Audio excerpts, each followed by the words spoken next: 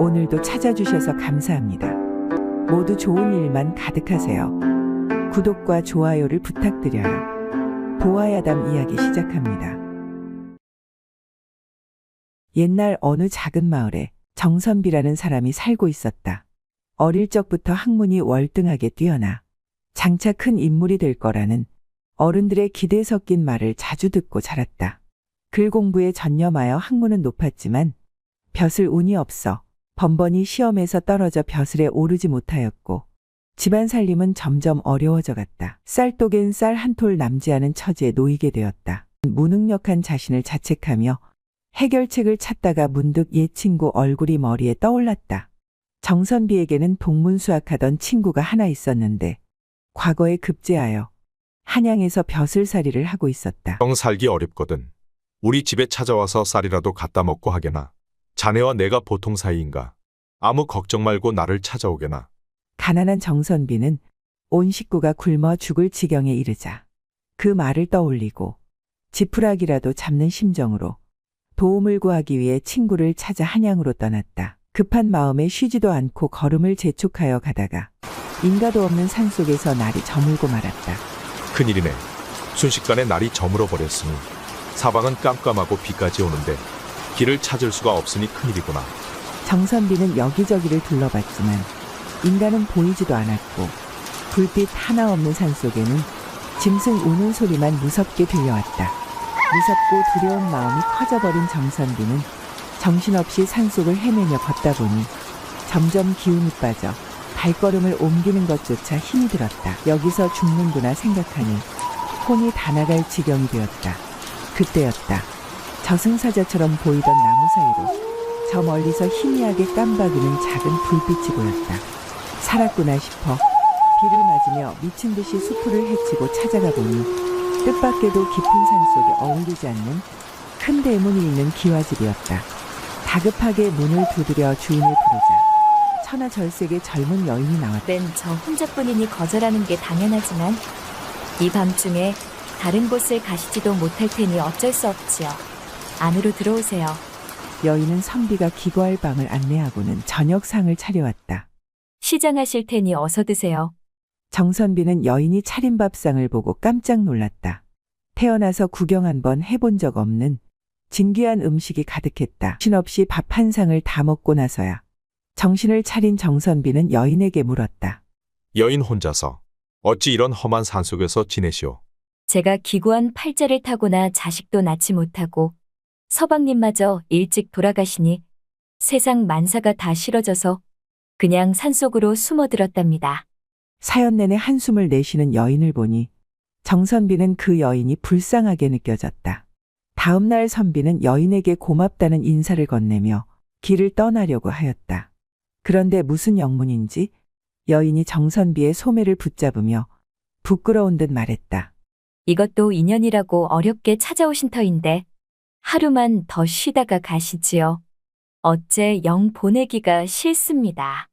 젊고 예쁜 여인이 그렇게 간절히 만류하자 선비는 그만 마음이 동해서 갈 길도 잊고서 그 집에 주저앉고 말았다. 하루 종일 편안히 쉬면서 그 여인의 수발을 받으며 진수성찬을 대접받았고 밤이 되어 정선비는 잠자리에 들었다.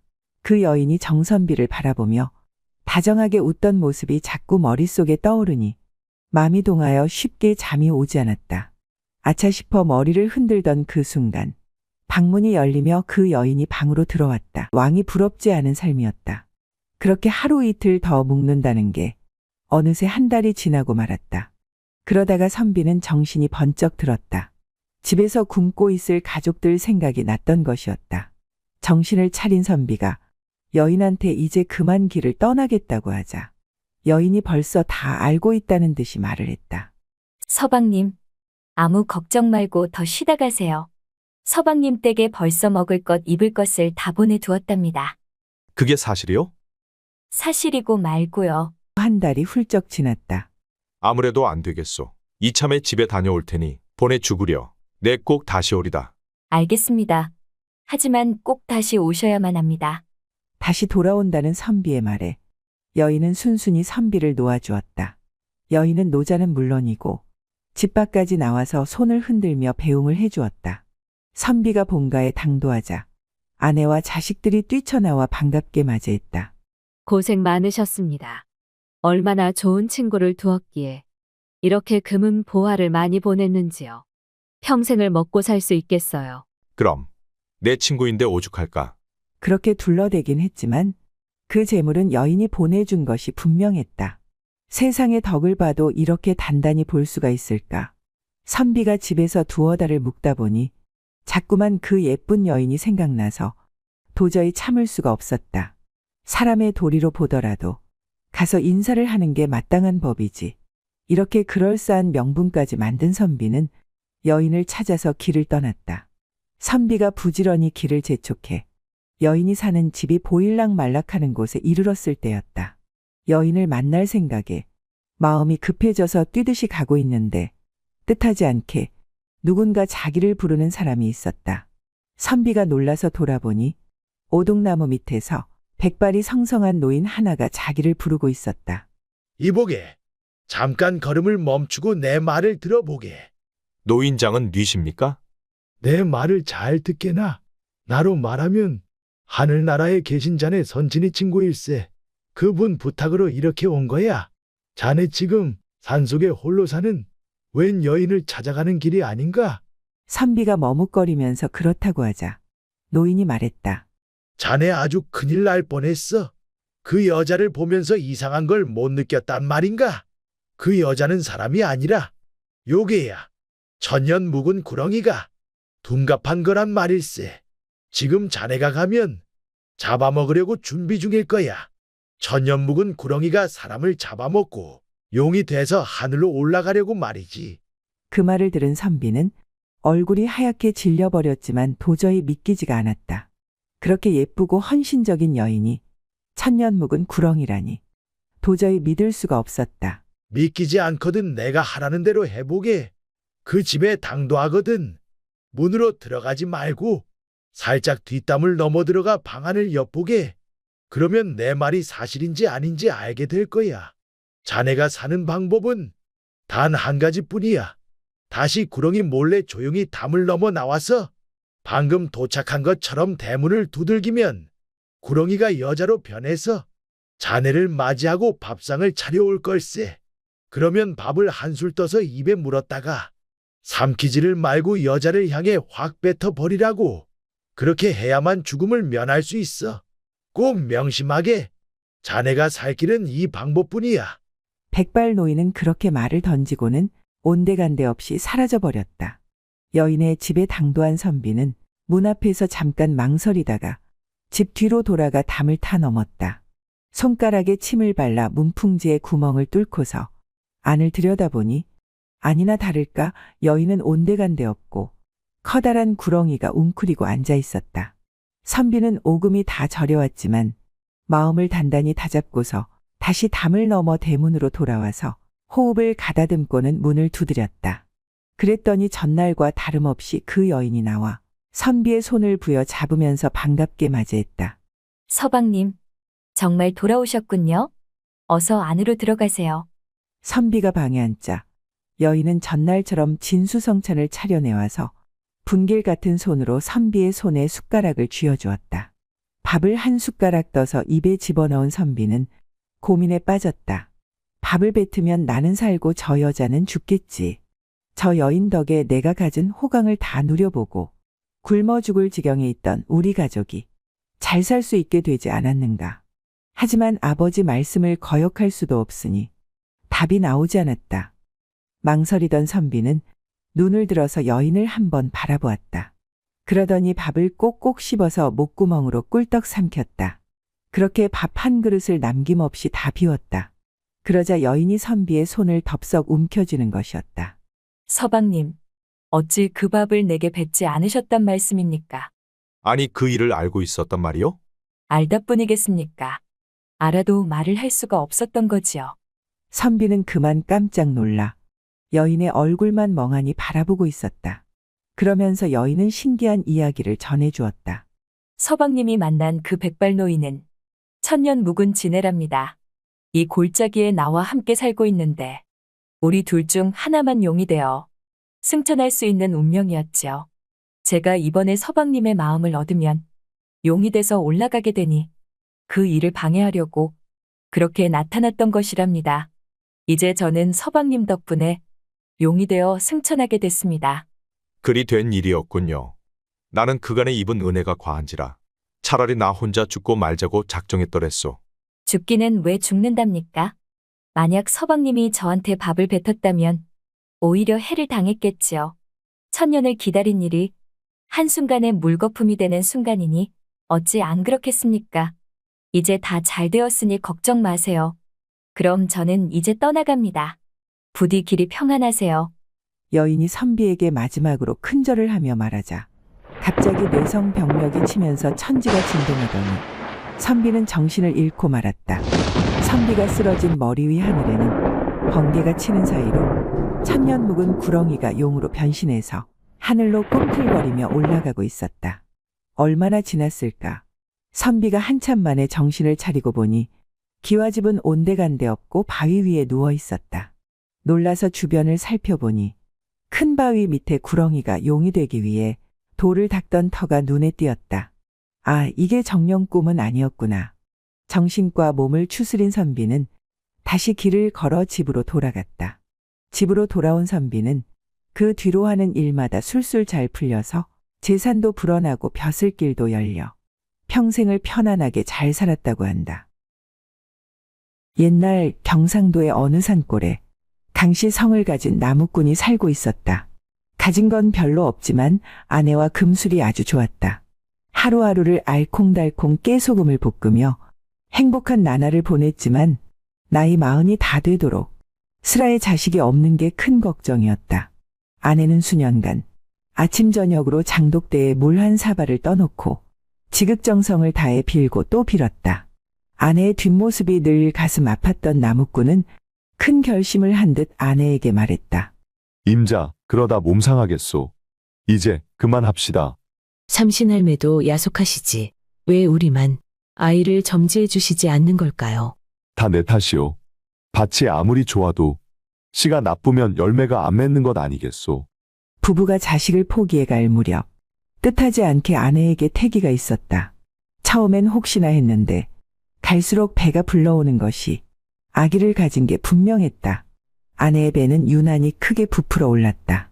아무래도 애가 5은 들은 것 같소. 남편이 이렇게 놀리는 것이 꼭 장난만은 아니었다. 오곡이 익어가던 어느 가을날 아내는 드디어 아기를 낳았다. 크기가 꼭 5살 된 아이만 하고 울음소리가 어찌나 큰지 집이 들썩거릴 정도였다. 아이의 아버지는 큰 대자 권세권자를 써서 아이 이름을 강대권이라고 지어주었다. 세월이 강물처럼 흘러 20여 년이 지났고 많은 변화가 있었다. 청년이 된 강대권의 모습은 아주 굉장했다. 키가 8척이 넘고 가슴둘레는 5자도 더 되었다. 웬만한 어른도 그 옆에 서면 고목에 붙은 매미처럼 보일 정도였다. 강대권의 집에도 변화가 있었다. 강대권의 아버지는 세상을 떠났고 어머니 또한 늙어 허리가 꼬부라졌다. 강대권은 아버지처럼 나무꾼이 되었다. 그러던 어느 날 홀어머니는 산에 간 아들이 오지 않자 집 밖을 서성거리고 있었다. 저만치서 장대 같은 어둠이 다가오자 그제서야 어머니의 얼굴에 웃음이 피었다. 이제 오느냐? 네, 어머니. 산에서 병고가 생겨 늦었습니다. 무슨 일이냐? 어디 다친 게냐? 그때였다. 강대권의 떡 벌어진 몸집 뒤에서 웬 처녀가 나타났다. 산중을 헤매던 오갈 데 없는 처녀를 도와준 강대권은 그 여인을 아내로 삼고 홀어머니를 모시며 살았다. 어느 추운 겨울날 그 어머니가 갑자기 몸져 눕더니 꼼짝을 하지 못했다. 금방이라도 숨이 넘어갈 것처럼 숨을 헐떡였다. 얘야, 갑자기 잉어탕이 먹고 싶구나. 한겨울에 잉어를 구한다는 건 쉬운 일이 아니었다. 물이란 물이 꽁꽁 언 산골에서는 더 그랬다. 하지만 강대권은 두말 없이 잉어를 구하러 나섰다. 강대권은 심리 밖에 있는 저수지로 성큼성큼 걸어갔다. 아주 단단히 얼어붙어서 두께가 얼마나 되는지 가늠조차 할 수 없었다. 하지만 강대권이 오른 주먹을 쥐고서 쿵 하고 내리치자 단번에 얼음장에 구멍이 뻥 뚫렸다. 제법 몸집이 큰 잉어가 봄이 온 줄 알고 얼음 구멍으로 퐁하고 뛰어올랐다. 그러자 강대권은 허허 고맙다 하면서 쏙 주워 담는 것이었다. 강대권이 잉어를 가지고 집에 오자 아내가 가마솥에 넣고 펄펄 끓여서 뽀얀 국물을 냈다. 그걸 갖다가 시어머니께 드리니 아무것도 입에 못 대던 노인네가 맛있다면서 홀짝홀짝 먹기 시작했다. 얘야, 인제 좀 살 것 같구나. 그런데 그 잉어는 신기하게도 여러 날이 지나도록 모양이 흐트러지지 않고 뽀얀 국물이 우러나왔다. 그렇게 계속 국물을 들이자 어머니의 병은 언제 그랬냐는 듯이 깨끗이 나았다. 한편 그 당시 나라를 다스리던 임금은 백성들의 삶에 관심이 많은 임금이었다. 기회만 되면 암행어사를 보내어 백성들의 사는 모습을 살피게 했다. 마침 조시성을 가진 학자 하나가 임금의 총애를 받아 암행어사로 발탁되었다. 경은 충청도, 경상도, 전라도를 두루 살펴 백성을 괴롭히는 벼슬아치가 있거든. 바로 복노파직하고 나라를 짊어질 만한 인재를 보면 신분의 고하를 막론하고 즉시 천거하라. 임금한테서 마패를 받은 조어사는 노인 하나를 호위무사로 데리고 길을 나섰다. 그 노인은 이치에 밝고 무술에 능하여 어사가 길을 나설 때면 어김없이 데리고 다니는 사람이었다. 허름한 거지 옷을 입은 채로 길을 나선 두 사람은 경북 문경 땅으로 가려는데 길을 물어볼 사람이 없었다. 대충 짐작으로 산골짜기에 접어들었는데 그만 길을 못 찾고 산속에서 날이 어두워지고 말았다. 둘은 큼직한 바위 밑에 숨어서 호랑이 소리를 들으며 뜬 눈으로 밤을 새웠다. 날이 새자 다시 산중을 헤맸지만 이날도 도무지 사람을 만날 수가 없었다. 한나절을 온통 헤매고 난 뒤 겨우 먼발치에 나무찜을 짊어진 사람이 가는 것을 발견했다. 어사가 반가운 마음에 말을 묻는데 무심코 반말을 하고 말았다. 이보게, 여기 문경은 어디로 가는가?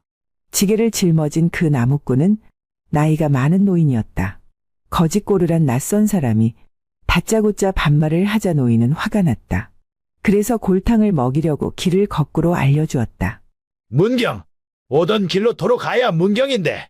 그 말을 듣고서 두 사람이 뒤돌아서 길을 가니 또다시 오리무중이었다. 다시 온통 산중을 헤맸다. 제대로 먹지도 못하고 그렇게 산속을 헤매고 다니다 보니 다리에 힘이 빠지고 맥이 풀렸다. 어떤 무덤가에 이르러 둘은 더는 버티지 못하고 벌렁 눕고 말았다. 그렇게 눕고 나니 기력이 확 빠지며 정신이 혼미해져 갔다. 그때 마침 강대권의 아내와 노모가 봄나무를 뜯으러 올라오다가 두 사람을 발견했다. 어머님, 저기 사람들이 쓰러져 있어요. 아이고 얘 무섭다. 얼른 가자. 저러다 날이 저물면 호랑이 밥이 될 텐데. 야야, 우리가 상관할 바 아니다. 어서 가자. 하지만 젊은 안악은 그냥 지나치지 못하고 어머니를 세워둔 채 두 사람 있는 곳으로 다가갔다. 가서 맥을 짚어보니 아직 산 사람들이었다. 지치고 허기져서 쓰러진 것이 분명했다.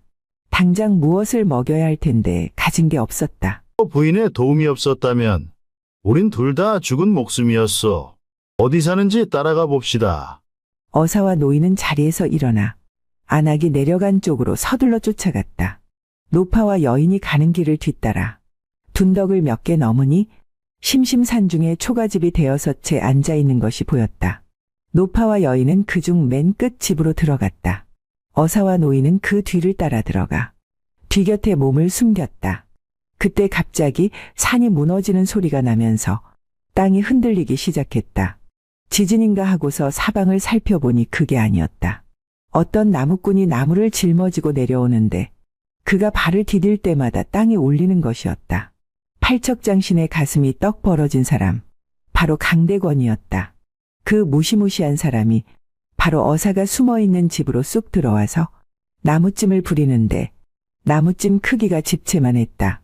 그때 노파가 방문을 열고 내다보더니 오른만 투정 반으로 말을 했다. 아이고 얘야 큰일 났다.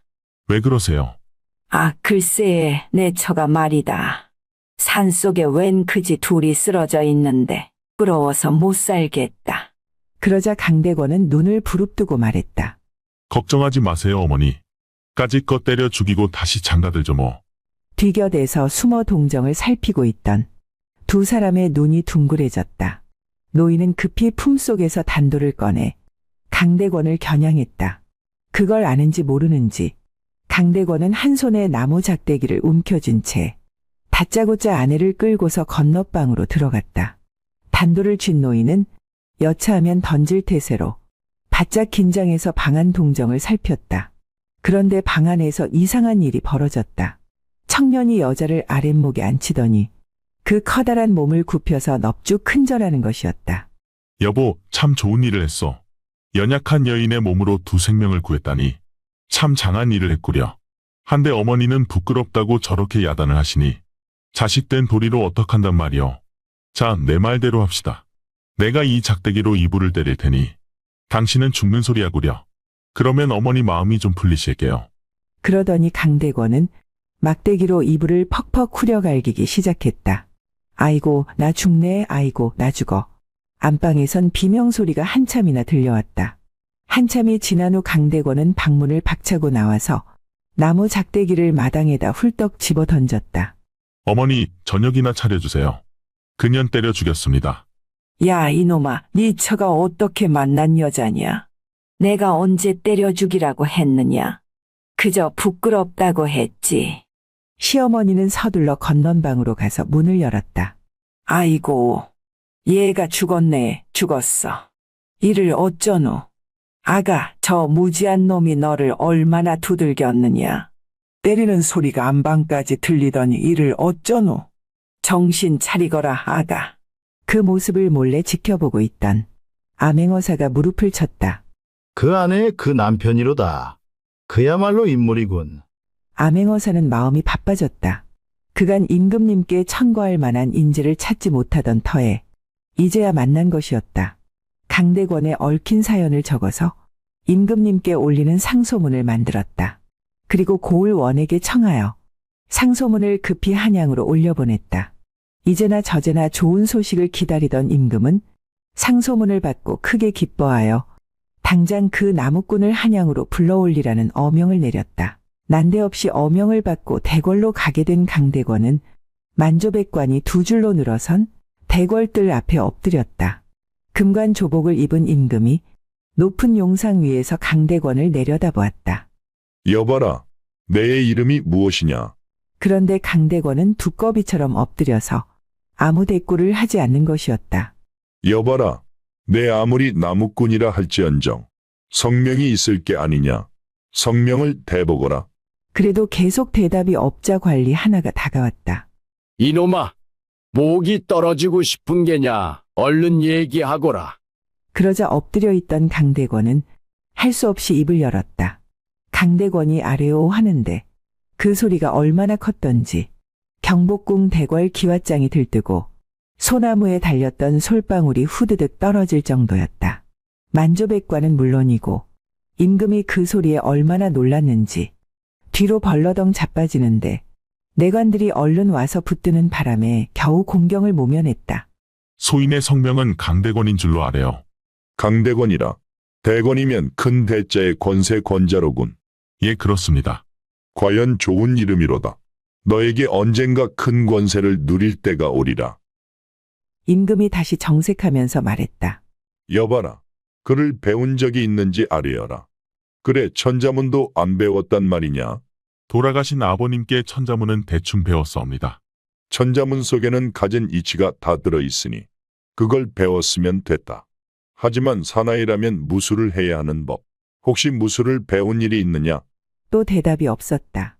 내가 무술을 배웠다면 문무를 겸비한 천하의 명장으로 벼슬을 내릴 텐데 무술을 안 배웠단 말이냐? 혹시 칼은 잡은 일이 없느냐?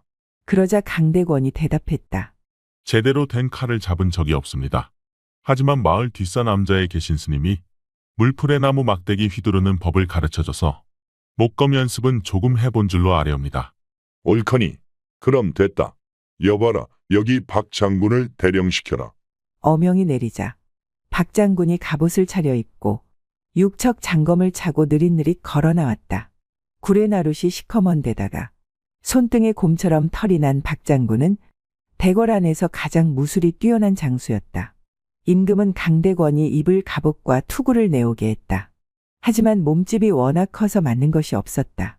강대권은 맨몸으로 박장군과 맞설 수밖에 없었다. 임금의 명령으로 두 사람의 대련이 시작됐다. 박장군이 단칼에 승부를 내려고 덤벼들자 강대권은 사뿐사뿐히 피하는 것이었다. 박장군의 칼은 강대권의 몸에 닿을 듯 살짝 비켜나갔다. 임금 옆에서 그 모습을 지켜보던 공주가 놀라서 비명을 질렀다.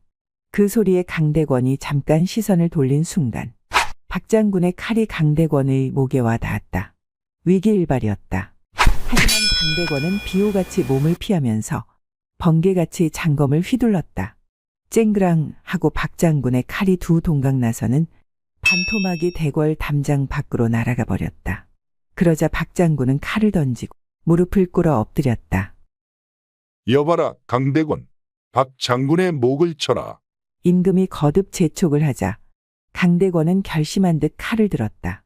그러고는 긴 칼을 휙 내둘렀다. 강대권이 박장군 머리 대신 상투를 친 것이었다.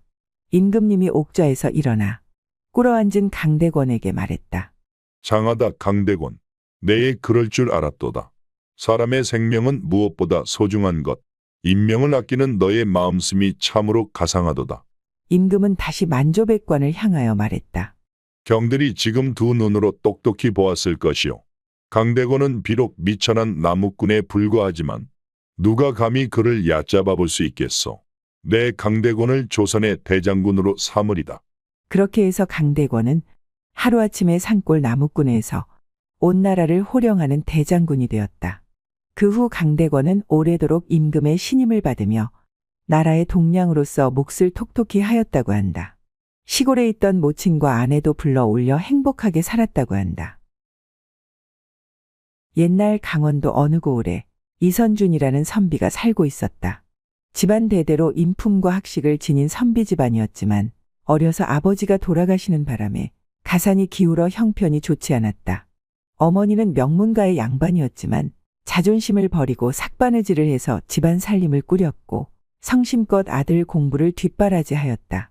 어릴 적부터 총명한 머리를 가진 이선주는 어머니의 뒷바라지를 받으며 공부에 전념하였고 학문은 점점 깊어져 갔다.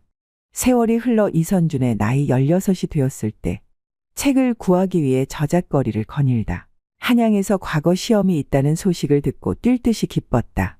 기울어진 집안을 일으키고 어머니를 잘 모시기 위해서는 이 기회를 꼭 잡아야 했다. 하지만 집안 사정을 잘 알기 때문에 어머니에게 차마 말도 못 꺼내고 몇 날 며칠을 고민만 할 뿐이었다. 어머니는 늘 봤던 아들의 안색이 흑빛인 걸 보고 그 이유를 물어보았다. 얘야, 요즘 왜 그렇게 기력이 없고 낯빛이 어둡단 말이냐? 무슨 말 못할 걱정이라도 있느냐? 어머니, 사실은 머지않아 한양에 과거 시험이 있습니다. 이번 과거에 급제하여 벼슬길에 나아가 저희 가문을 다시 일으켜 세우고 싶습니다. 꼭 장원급제해서 어머니를 기쁘게 해드리고 싶습니다. 여기서 한양길이 얼마나 먼 줄 아느냐? 어떻게 혼자 한양을 간다는 것이야? 그 먼 길을 가다 무슨 병고라도 당하면 어미 혼자 어찌 살라는 것이야? 어머니, 저도 어머니를 홀로 두고 떠나는 게 마음이 편치 않습니다. 하지만 이대로 산다면 세상이 끝나는 날까지 대장부로서 포부를 한 번도 펼치지 못할 것이며 저희 가문도 일으킬 수 없을 것입니다. 이선준의 굳은 의지에 더 이상 말리지 못하고 결심한 듯 말했다. 그래, 알았다. 너의 결심이 이렇게 강하니 더 이상 말릴 수가 없구나. 내가 그간 조금씩 모아둔 돈이 있으니 이걸 가지고 길을 떠나거라. 네, 어머니. 이선준은 크게 기뻐하며 다음 날 보찜을 짊어지고서 한양을 향해 떠났다. 몇 날 며칠을 걷다 어떤 고을을 지나쳐 가는데 시끌벅적 떠드는 동네 아이들의 목소리가 시끄럽게 들려왔다. 근처에 가서 봤더니 동네 아이들이 여럿 모여 눈먼 소경을 놀리며 장난질을 치고 있었다. 나무 막대기 끝에 냄새나는 개똥을 찍어서는 소경의 코끝에 들이대면서 깔깔대며 놀려대고 있었다.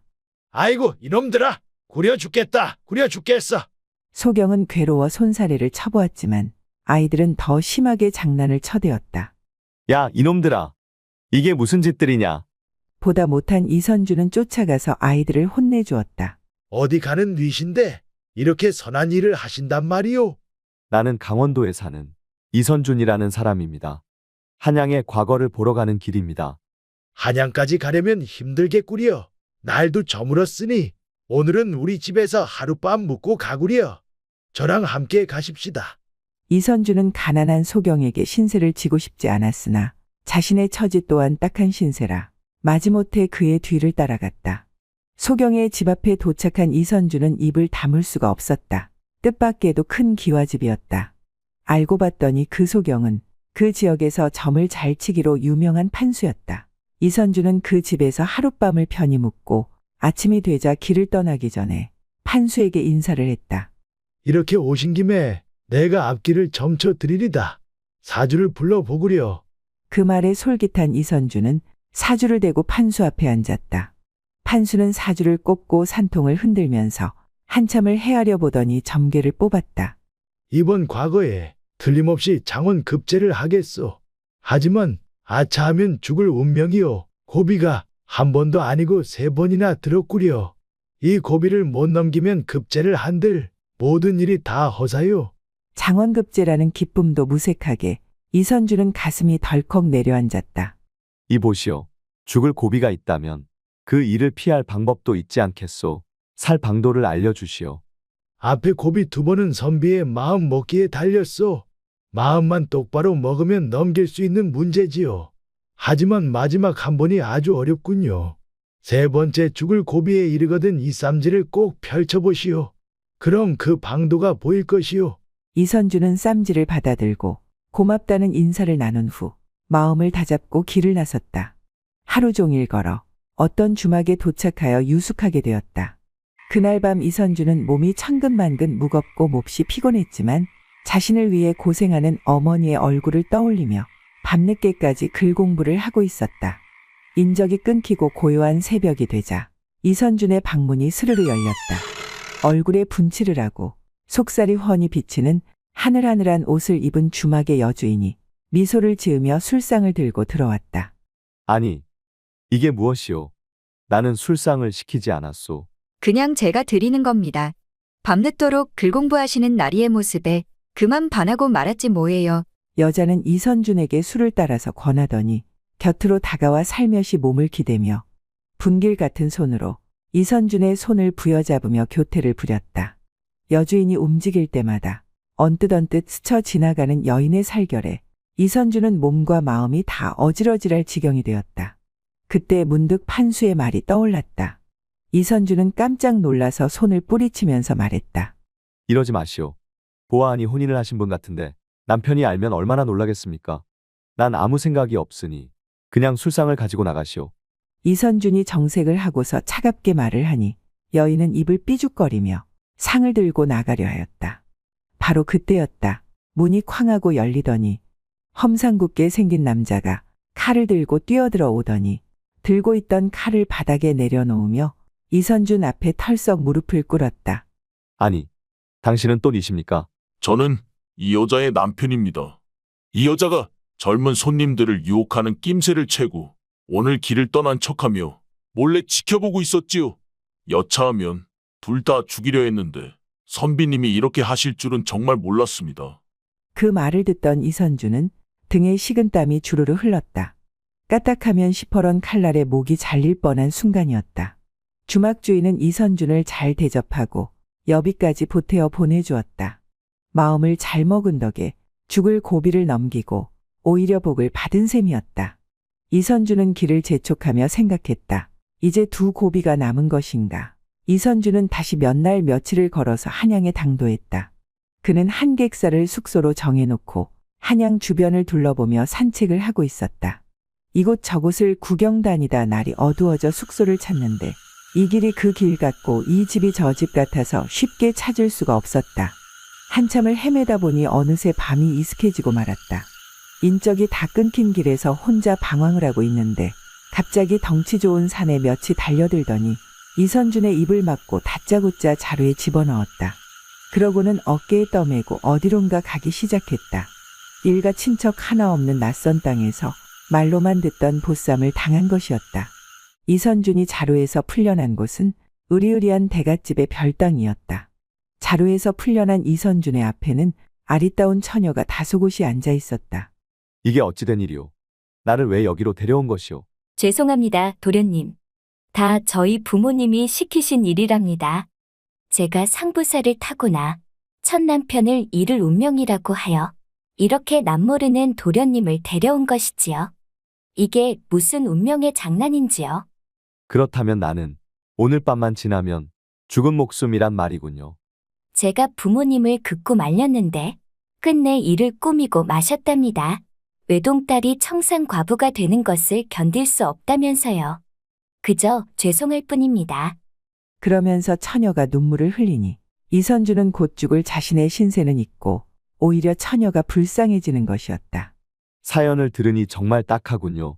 내 운명은 여기까지인 듯하니 부디 천생배피를 만나 백년해로 하길 바라오. 그가 처녀를 위로하니 처녀는 더 미안한 마음에 어쩔 줄을 몰랐다. 처녀는 보석함에서 작은 금두꺼비 2개를 꺼내더니 이선준에게 건넸다. 제 마음입니다. 부디 받아주세요. 나는 어차피 죽을 목숨인데 이게 다 무슨 소용이 있겠소? 한치 앞도 모르는 게 사람의 일이지요. 분명히 쓸 곳이 있을 것입니다. 이선준은 할 수 없이 금두꺼비를 받아서 품에 넣었다. 다음 날 새벽이 되자 건장한 하인 둘이 이선준을 끌어내어 자루에 집어넣고 어디론가 향했다. 이제 죽는구나 생각하니 고향에 계신 어머니 얼굴이 떠올라 몹시 괴로웠다. 이선준은 체념한 채 떠매어져 가다 문득 품 안의 금두꺼비가 생각났다. 여보시오. 내 말을 좀 들어보시오. 지금 나한테 금두꺼비 2개가 있소. 나는 어차피 죽을 목숨인데 이게 무슨 소용이 있겠소. 당신네들도 못할 짓에 고생인데 나눠 쓰도록 하시오. 아니, 그 말을 어떻게 믿는단 말이오. 금방 드러날 거짓말을 못하러 하겠습니까? 잠깐 확인해보면 알일입니다. 하인들이 그 말에 일리가 있다고 생각하여 자루를 열고 보니 정말 선준의 품속에 금두꺼비 2개가 있었다. 하인들은 뜻밖의 횡재에 입이 한 방만 해졌다. 자, 이제 됐으니 나를 갖다 버리시구려. 젊은 하인이 다시 이선준을 자루에 넣으려 했다. 그러자 옆에 있던 나이 많은 하인이 나서서 만류했다. 그만두게. 사람이란 은혜를 알아야 하는 법이야. 이런 분을 죽이면 천벌 받네. 우리만 입 다물면 아무 문제도 안 생길 걸세. 듣고 보니 과연 그러했다. 2 하인은 이선준을 풀어주고 자루에 돌덩이를 담아 강물 속으로 힘껏 집어던졌다. 이렇게 하여 이선준은 또 한 번 죽을 고비를 벗어날 수 있었다. 죽을 고비를 벗어난 이선준은 무사히 과거에 응시하여 당당히 장원급제를 하였다. 이름 없는 시골 선비가 장원급제를 하자 조정이 온통 들썩거렸다. 그때 조정에는 김정승과 이정승이 있었다. 2 정승 모두 혼기를 넘긴 딸이 있어 사위감을 찾고 있던 차에 장원급제한 이선준을 사위로 점찍었다. 이정승과 김정승이 차례로 나서서 이선준을 사위로 맞으려 하니 서로 조금도 양보가 없었다.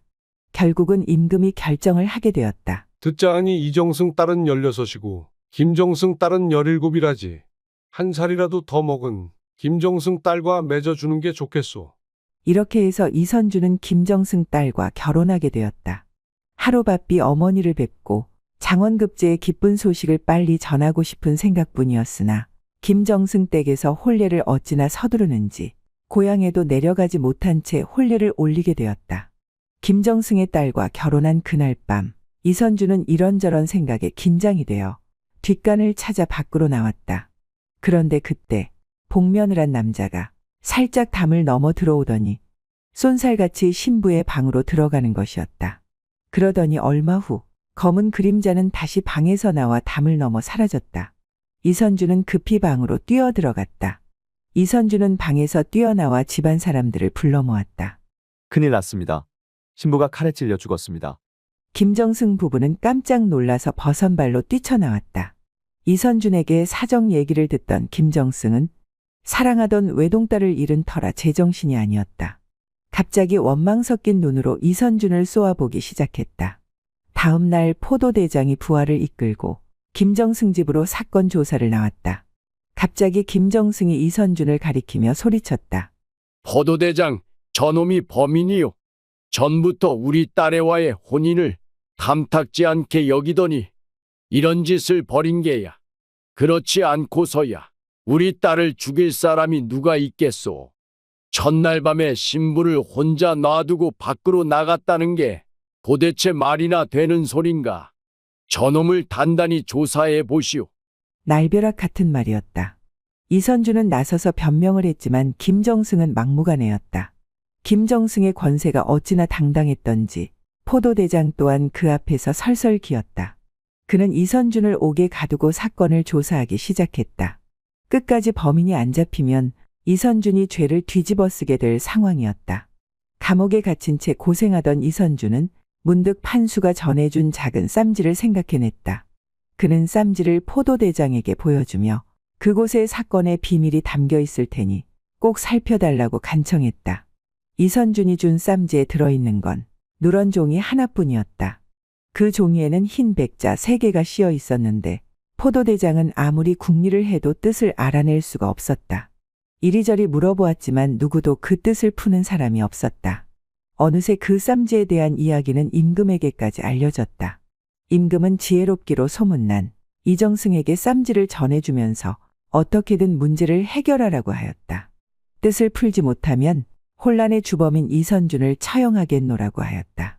이선준이 죄 없이 갇혀 있다고 믿고 있던 이정승은 그 뜻을 풀이하려고 무진 애를 썼다. 하지만 이리 보고 저리 보아도 도저히 그 뜻을 헤아릴 수 없었다. 그때 옆에서 그 모습을 지켜보던 외동딸이 물었다. 아버지, 무슨 일로 심란하신지요? 이정승은 한숨을 내쉬고 사정 얘기를 해주었다. 그러자 이정승의 딸은 자기가 한번 뜻을 풀어보겠노라면서 쌈지를 받아들었다. 쌈지를 열고 종이를 잠깐 살펴보던 이정승의 딸은 금세 환한 표정을 지었다. 아버지, 이 사건의 범인은 황백삼이라는 사람이 분명합니다. 오호, 그래. 그 근거는 무엇이냐? 내가 그 쌈지를 한나절 동안 뚫어져라 살폈지만 그 답을 찾지 못했구나. 이 누런 종이는 누를 황이고 흰 백자가 세신이 백삼이 아니겠습니까? 아마도 김정승 댁에 황백삼이라는 사람이 있을 테니 확인해 보시는 게 어떨는지요? 아니나 다를까 김정승 집에는 황백삼이라는 젊은 종이 있었다. 황백삼은 관가에 붙들려오자 겁에 질려 죄상을 모조리 털어놓았다. 평소 남몰래 정을 통해왔던 김정승 딸이 함께 도망가자는 약속을 어기고 말을 듣지 않아 홧김에 찔러 죽였다는 것이었다. 이렇게 해서 이선준은 겨우 살인 누명을 벗을 수 있었다. 이선준이 옥에서 풀려나자 전에 김정승에게 이선준을 빼앗겼던 이정승이 이선준을 사위로 삼겠다고 나섰다. 이번에는 별다른 경쟁자 없이 이선준은 이정승의 사위로 정해졌다. 이선준은 혼인이 영 내키지 않았지만 자신을 구해준 은인이기도 하여 허락을 하지 않을 수 없었다. 드디어 첫날 밤이 되었다. 촛불을 밝히고 신부의 얼굴을 살펴본 이선준은 그만 깜짝 놀라고 말았다. 신부도 놀라기는 마찬가지였다. 신부는 다른 사람이 아니라 이선준이 보쌈을 당해 잡혀왔을 때 금두꺼비를 내주던 그 처녀였던 것이다. 세상에 이런 인연이 또 있는가. 둘은 그만 너무 놀랍고 반가워 말문이 막혔다. 후에 이정승이 그 사실을 알게 되었고 사위에게 용서를 구했다. 시골에서 모셔온 이선준의 어머니에게도 큰절로 사죄하였다. 우여곡절 끝에 맺어진 두 사람은 그 후 오래도록 행복하게 잘 살았다고 한다. 불빛 하나 없는 어느 깊은 산속에 한 남자가 정신을 잃은 채로 나무에 몸이 묶여 있었다. 저 멀리서 들려오는 바스락거리는 소리에 그는 정신이 들었다. 사람인 줄 알고 다급하게 소리쳤지만 이보시오. 누구 없소? 나 좀 살려주시오. 숲을 사이로 몸을 드러낸 건 덩치가 산만한 배고픈 호랑이였다. 남자는 너무 놀라 정신을 잃을 정도로 비명을 질러댔지만 호랑이는 입맛을 다시며 그 남자에게 무섭게 달려들었다. 옛날 어느 마을에 신만이 장씨라는 사람이 살고 있었다. 척박한 땅에 농사를 짓고 산에서 약초를 캐어 겨우 입에 풀칠하고 살았다. 장씨에게는 갓 결혼한 아내가 있었지만 밤이 되면 저잣거리를 돌아다니며 여자들에게 추파를 던지고 다녔다. 까막눈에 가진 게 없었지만 훤칠한 외모와 말솜씨에 여자들에게 인기가 좋았다. 초생달이 뜬 밤이었다. 방문이 열리더니 바지춤을 부여잡고 장 씨가 뛰쳐나왔다. 네 이놈! 잡히면 모가지를 문질러 놓을 테다! 장 씨는 재빨리 그곳을 벗어났다. 시끄러운 소리에 동네 사람들이 모여들었다. 이게 무슨 소란인가? 도둑이라도 들었는가? 글쎄, 보름 동안 행상을 다녀왔더니 이 여편네가 외간 남자와 놀아놨지 뭔가. 저 몹쓸 놈의 장씨가 내 아내와 딴 살림을 차렸단 말일세. 내 저놈을 꼭 절단내고 말 걸세. 남자는 분을 이기지 못하고 씩씩거리고 있었다. 한편 도망친 장 씨는 주막에 들러 막걸리를 한 잔 걸치고 집으로 향했다. 아내가 정성스레 밥상을 차려내오자 성질을 내며 엎어버렸다. 맘에 든 여인과 남몰래 한 달 동안 정을 통해오던 것이 아쉽게 걸렸다는 생각에 자꾸 짜증이 난 탓이었다. 다음 날 긴급하게 마을회의가 소집되었다. 강 씨, 이 씨, 정 씨, 박 씨가 참여했다. 장 씨에게 아내를 뺏긴 사람들이었다. 마을 남자들의 분노가 커져 더는 쉬쉬할 수 없는 노릇이었다. 하지만 발뺌하면 그만이니 그럴듯한 명분이 더 필요했다. 다음 날 강 씨가 장 씨를 찾아왔다. 강 씨는 행상무리의 총책임자였다. 이복의 장 씨, 이번 달에 한양으로 행상을 떠나는데 일꾼이 좀 필요하네. 자네가 같이 해보겠는가? 품삯은 후하게 쳐줌세. 출발은 이달 말일세. 좋소. 농사일도 10만이도 재미가 없어 다른 궁리를 하던 터인데 잘 되었소. 며칠 후 새벽동이 트기 전 장 씨는 사람들과 무리를 지어 행상을 떠났다. 하루 종일 걸어 어느 주막에서 하루를 묵게 되었다. 피로도 풀 겸 행상무리들은 막걸리를 마시고 여독을 풀고 있었다. 행상무리들은 장 씨를 격려하며 술을 자꾸 권했다. 이복에, 내일 자네 활약을 기대하고 있네. 내일 우리가 가는 집은 높은 세도가라네. 그 집 안방마님이 특별히 주문하신 물건을 아무 탈 없이 전해주기만 하면 되네. 자, 한잔하세. 기분이 좋아진 장 씨는 주는 대로 받아먹고 잠이 들었고 아침에 동틀 때까지 일어나지 못했다. 아침이 되자 장 씨가 자고 있던 방이 벌컥 열렸다. 여보게, 큰일 났네. 빨리 일어나 보시게. 밤에 도둑 들어. 귀한 인삼이 다 사라졌다네. 자네도 없어진 게 있나? 얼른 살펴보게나. 장 씨가 자기 행상을 둘러보자 보찜이 풀려 있었다. 두 사람이 달려들어 살펴보니 세도가의 안방마님에게 전해야 될 물건이 없어졌다. 여보게, 큰일 났네. 전해야 할 날짜에 그 물건을 전달하지 합하면 우리 상단은 물론이고 분명 자네 목도 날아갈 걸세. 자네도 다른 행상이 서역국에서 온 귀한 미란을 잃어버려. 그게 경을 쳤다네. 서 도망가게. 상단 어르신이 가만두지 않을 걸세. 그리고 다시는 고향 마을에 나타나지 말게나. 장 씨는 그 길로 도망을 쳤다. 불이 나게 도망치는 뒷모습을 행상무리가 두 눈을 부릅뜨고 지켜보고 서 있었다. 저 놈을 저렇게 순순히 보내도 될까요? 이 산에는 호랑이가 나타나는 험한 산이니 호랑이 밥이 될 테지. 장 씨는 한순간에 죄인이 되어 떠도는 자신의 운명이 서러웠다. 혹시라도 자신을 아는 사람이 나타날까 걱정이 된 장 씨는 낮에는 산속에 숨어 지내다가 날이 어두워지면 마을로 내려와 먹을거리를 찾아다녔다. 며칠을 굶고 나서야 집에 두고 온 아내도 고향도 그리워졌다. 다시는 방탕한 삶을 살지 않겠다고 결심했다. 그러던 어느 날 산속에서 작은 암자를 발견했다. 어디선가 맛있는 음식 냄새가 진동했고 곧장 달려가니 음식이 가득했다. 정신없이 먹고 앉았는데 누군가 뒤통수를 후려 갈겼다. 뒤돌아보니 웬 노승이 긴 막대기를 들고 서 있었다. 웬 놈인데 주인 허락도 없이 남의 부엌에서 도둑질이냐? 살려주십시오. 행상을 가다 도둑대를 만나 물건도 다 뺏기고 겨우 목숨만 건졌습니다. 산속에서 길을 잃어 여러 날 헤매다 정신이 어지라던 차에 음식 냄새가 진동하여 그만 잘못을 저질렀습니다. 찬찬히 살펴보니 못 먹어 빼짝 마른 몸이었지만 쓰임새가 있겠다 싶어 주지 스님이 거처를 마련해 주었다. 부처님께 올릴 음식을 탐한 내 죄는 거나 잘못을 깨달았으니 오늘부터 이 암자의 몸을요 내 죄를 씻도록 하거라. 갈 곳도 기다리는 곳도 없다 생각하여 냉큼 엎드려 절했다. 그날 장 씨는 스님의 제자가 되었다. 며칠을 지내며 살펴보니 잘 차려입은 여인네들이 간혹 주지 스님을 찾아왔다. 알고 보니 이 암자는 아이를 낳지 못하는 여인네에게 아이가 생기는 비법을 전파해 유명해진 절이었다. 암자에는 사람 모양의 큰 돌이 하나 서 있었는데 부처바위라 불렀다. 보름달이 뜨는 날 그 주위를 돌며 간절하게 빌면 어떤 소원도 다 이루어진다고 했다. 어느덧 보름달이 뜨는 날이 되었다. 아름다운 여인 하나가 아침나절부터 절에 들어섰다. 하루 종일 부처바위 주위를 돌며 스님이 알려준 주문을 간절하게 외우기 시작했다. 보름달이 뜨자 그 여인은 더 간절하게 주문을 외우며 기도했다. 자시가 되자 주지스님은 행자를 보내어 여인을 어떤 방으로 들어가게 했다. 이제 그만 안으로 드시지요. 주지스님의 마지막 기도가 남았습니다. 장씨는 나무에 올라 그 광경을 지켜보고 있었다. 새벽이 되자 주지스님이 옷매무새를 가다듬으며 그 여인의 방에서 나오고 있었다. 깜짝 놀란 장씨는 주지스님에게 그 영문을 물었다. 주지스님, 어찌하여 손님 방에서 나오시는 겁니까? 이 여인들이 여기를 왜 오는지 진짜 이유를 모르겠느냐? 그거야 후손을 낳기 위해서 아닙니까?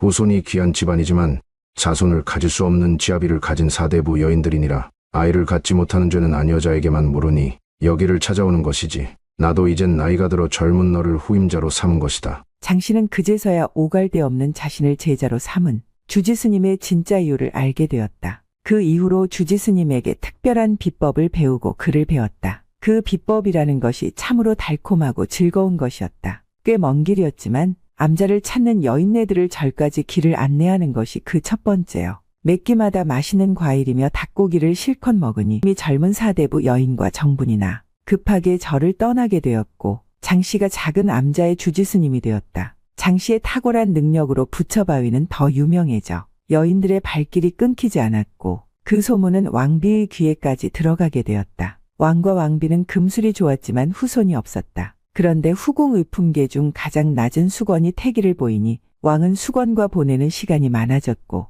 왕비에게 소홀해졌으니 마음이 급할 수밖에 없었다. 조정의 대신들까지 중전을 몰아 세우고 있었다. 전하, 아직 중전마마에게 후사가 없으니 왕실의 번영과 안녕을 지키지 못할까 큰 걱정이옵니다. 후궁을 하루 빨리 들이시어 왕실을 강건히 하시옵소서. 왕비는 마음이 조급해졌다. 며칠 후 상궁이 급히 들어오더니 중전의 귀에 속삭였다. 다음 날 어떤 여인이 하인 둘을 데리고 암자를 찾았다. 그리고 새벽 기도를 마치고 암자를 떠났다. 그로부터 3개월 후 왕비에게 태기가 있었다. 이듬해 왕자가 태어났고 3년이 지났다. 왕자가 호기심에 감을 따려다 돌에 걸려 넘어졌는데 일어나질 못했다. 온몸은 멍투성이고 무릎에 피가 난 곳은 쉽게 낫질 않았다. 중전은 임금에게 부탁했다. 전하, 범오산 작은 암자 뒷산에만 나는 용한 약재가 있다고 합니다. 혹 그 약재를 구해오면 나을 수 있을지 모릅니다. 그 약재를 잘 다루는 도승도 계시다 하니 같이 모셔오는 게 어떨는지요? 중전, 그게 정말이오?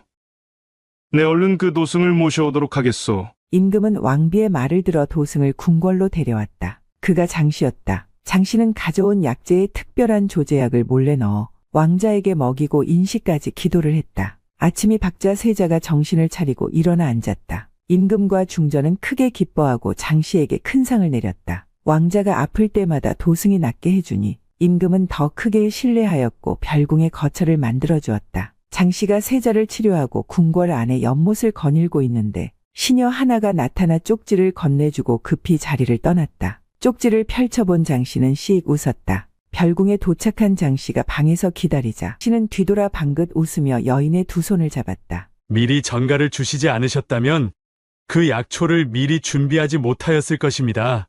근데 어찌 아시고 전가를 보내셨습니까? 궁궐 생활이 오래되었지만 왕실에서 이러한 증상을 가진 병은 한 번도 보지 못하였답니다. 그래서 짐작했지요. 가족의 유전병은 아닐지. 그때 건강한 걸로 봐서는 치유되었다 생각했지요. 별궁의 밤은 깊어갔다. 아침이 밝아오자 장씨는 침대에서 일어났다. 여인은 어느새 떠나고 없었다. 밤이 되면 여인이 별궁으로 찾아드니 장씨는 꿈같은 시간들이었다. 왕이 부럽지 않았고 세상에 아무도 부러울 자가 없는 최고의 나날들이었다. 한편 임금은 세자의 건강 상태를 묻기 위해 어이를 불렀다. 왕자의 건강은 좀 어떠한가? 나빠졌다, 좋아졌다 하기를 벌써 3년째인데 정령 완치가 불가능한 병인가? 궁궐의 어이가 임금님에게 아뢰었다. 아래옵기 황송하오나 약재 처방은 도승께서만 알고 계시니 그 내용을 자세히 모르옵니다. 병증이 유전병의 일종인 듯하고 치유법은 알려진 게 없는 줄 아옵니다. 다만 무엇이냐? 어떤 마을에서 그 병을 치료했던 의관을 한 명 알고 있사옵니다. 그 의관은 궁에 들어오기 전 방방곳곳을 유람하며 가난한 백성들을 치료하며 도왔다고 합니다. 그때 들렀던 어떤 마을에서 그 병을 치료한 주라옵니다. 여봐라. 지금 당장 그 의관을 불러오너라. 잠시 후 허의관이 임금 앞에 섰다. 허의관. 지금 바로 가서 그 병을 가진 자가 치료되었는지 확인하고 방법을 찾아오너라. 어명을 받들겠나이다. 허의관은 일행 하나를 데리고 장씨가 살던 마을에 도착했다. 허의관이 마을 어귀에 들어서자 오랜 세월 바뀌어버린 마을 모습에 어리둥절하였다. 마침 짐을 지고 지나가던 행상들에게 물었다. 이보시오. 십수년 전 이 근처 언덕 위에 살던 장씨를 혹 알고 계시오? 장씨 말이오? 언덕 위에 살던 장씨는 이미 오래전에 죽었소. 산사태가 나는 바람에 언덕도 사하셨다오. 그러고 보니 정씨에게 아들이 하나 있었소. 지금 어디에 살고 있는지 아시오? 몇 해 전에 행상을 떠났다가 호랑이 밥이 되었소. 저쪽 마을 뒷산에 가면 그 아내가 살고 있을 거요. 근데 그놈은 왜 찾는 거요? 천하의 개망난이라서 이미 이 마을에서 쫓겨난 놈인데. 이보시오. 그의 얼굴을 기억하시겠소? 허의관은 그의 용모를 그림으로 그렸다. 허의관이 어떤 마을에 도착하여 주막에 앉았다. 대여섯쯤 되어 보이는 한 아이가 물 한 사발을 가져다 주어 목을 축였다. 조금 후에 또 다른 남자 아이가 나와 마당을 쓸고 있었다. 주모가 밥상을 들고 나오자 허의관은 인사차 말했다. 주모, 참으로 다복해 보이는구려. 사내 아이가 둘이니 든든하시겠소. 둘이 닮은 듯한데 쌍둥이인가 보. 아이고, 아닙니다요. 어느 양반댁에서 엽전 몇 전에 버린 아이들입니다요. 오갈데 없이 떠도는 것이 불쌍해서 여기서 거뒀지요. 그게 무슨 말이오? 어린아이를 고작 집신 2컬레 값으로 버렸단 말이오. 그 연유는 무엇이오? 다들 시시하지만 아는 사람들은 다 아는 이야기 있죠. 그 집 며느리가 오랫동안 아이가 없어 고생하다가 범호사 암자에 있는 부처바위에 치성을 드리고 나서 떡두꺼비 같은 아이를 낳았습죠. 근데 그 집안은 대대로 복점이 이어져 내려오고 있었는데 그 아이만 없었답니다. 그 집 안방마님이 복점이 없는 연유를 다그치니 그 집 며느리가 겁먹고 질투했다지 뭡니까? 그 절에 도승과 정을 통해 낳은 자식이랍니다. 그해 즈음부터 인근의 마을에도 한 명씩 태어났지요. 용모가 가족 중 누구와도 닮지 않자 며느리는 쫓겨나고 아이들은 계속 버려졌지요. 요상한 것은 그 아이들끼리 많이 닮아 있다는 것이지요.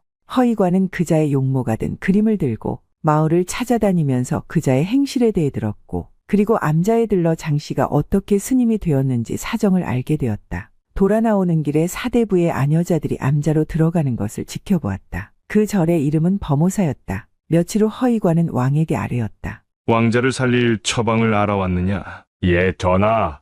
예전에 치료를 해주었던 그 마을을 찾아가 보았으나 이미 그자는 죽고 없었사옵니다. 그렇다면 왕자의 병은 영영 고칠 수 없단 말인가? 다행히 그자의 아들 용모를 알아냈습니다. 그 아들이 어릴 적에 그 병을 앓다가 어떤 약을 먹고 좋아졌다고 하옵니다. 하온데 그자의 행방이 수상하옵니다. 그자는 부녀자들을 희롱하여 마을에서 쫓겨나 스님이 되었다고 하옵니다. 허의관은 얼굴 그림 2장을 임금에게 건넸다. 한 장은 암행 중 얻은 그자의 얼굴이고 다른 한 장은 어느 마을에서 만난 어떤 아이의 얼굴이옵니다. 임금이 그 2 그림을 보고 화들짝 놀랐다. 하나의 그림은 도승의 얼굴이었고 다른 하나는 왕자의 얼굴이었다. 임금은 자신의 눈을 의심했다. 그자가 지금 왕자를 돌보는 그 도승이란 말이냐? 허의관은 망설이며 말했다. 그리고 그 암자를 중전마마께서 수차례 드나드신 것으로 아옵니다. 임금이 부르르 떨며 종이를 구겨버렸다. 그 절의 이름이 무엇이더냐? 왕은 깊이 생각하였다. 이 소문이 밖으로 퍼지면 왕실의 권위가 바닥에 떨어지고 장차 이 나라의 왕실이 위태로워질 것이 두려웠다. 은밀하게 없앨 계획을 세웠다. 그날 저녁 자시가 되자 중전이 별궁을 찾았다. 그때 중전의 뒤를 쫓는 사람이 있었다. 중전이 들어가자 잠시 후 별궁에 불이 꺼졌다. 장씨는 눈을 떴다. 정신이 들자 머리가 깨질 듯 욱신거렸다. 나무에 온몸이 밧줄에 묶여 꼼짝달싹 할 수 없었다. 주위는 온통 어둠뿐이었다. 장씨는 바스락거리는 소리에 정신이 들었다. 여보시오, 여기 사람이 있어. 나 좀 살려주시오. 그때였다. 저만치서 밝은 기계의 불빛이 보였고 호랑이가 달려들었다. 도화야담 끝까지 들어주셔서 감사합니다. 구독과 좋아요는 좋은 영상 제작에 큰 힘이 됩니다.